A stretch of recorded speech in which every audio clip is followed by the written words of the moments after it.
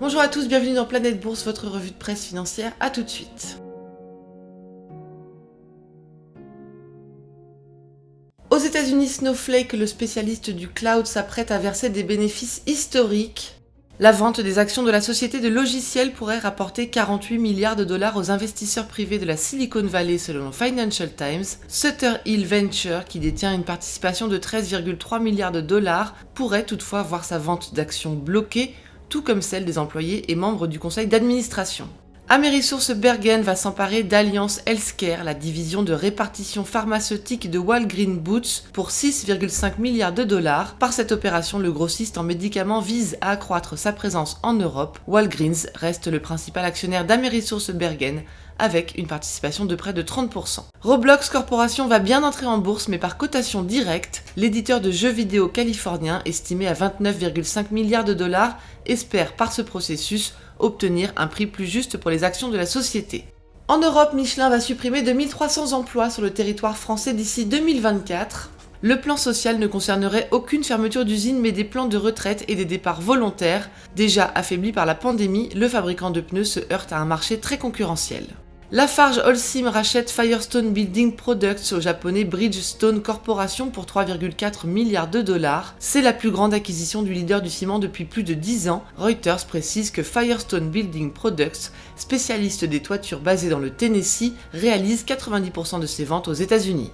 L'acquisition de ARM par Nvidia va faire l'objet d'une enquête. L'autorité britannique de la concurrence souhaite démêler le rachat du concepteur de puces par le géant américain après que des concurrents ont fait part de leur inquiétude sur ce deal à 40 milliards de dollars. Après Morrisons, c'est Sainsbury qui confirme sa bonne santé. La deuxième chaîne britannique de supermarchés rehausse ses prévisions de bénéfices. Ses ventes de fin d'année ont augmenté de 9%, poussées par la vente en ligne et les segments épicerie et produits haut de gamme.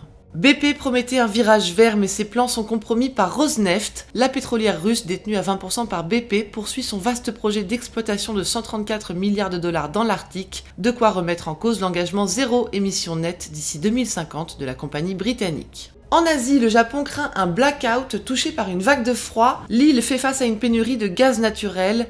TEPCO Power Grid, l'unité de transmission de Tokyo Electric Power Co. Holdings, demande donc de l'aide aux entreprises privées capables de produire de l'électricité. Les sociétés pétrolières, sidérurgiques et chimiques telles que JFE Steel, Sumitomo Chemicals et Eneos Holdings sont appelées à la rescousse. SK Group investit 1,5 milliard de dollars pour acquérir 9,9% du groupe américain Plug Power, spécialisé dans les piles à combustible à hydrogène. Le groupe sud-coréen, qui devient ainsi le principal actionnaire de Plug Power, vise à asseoir sa présence dans les énergies renouvelables, notamment en Chine et au Vietnam.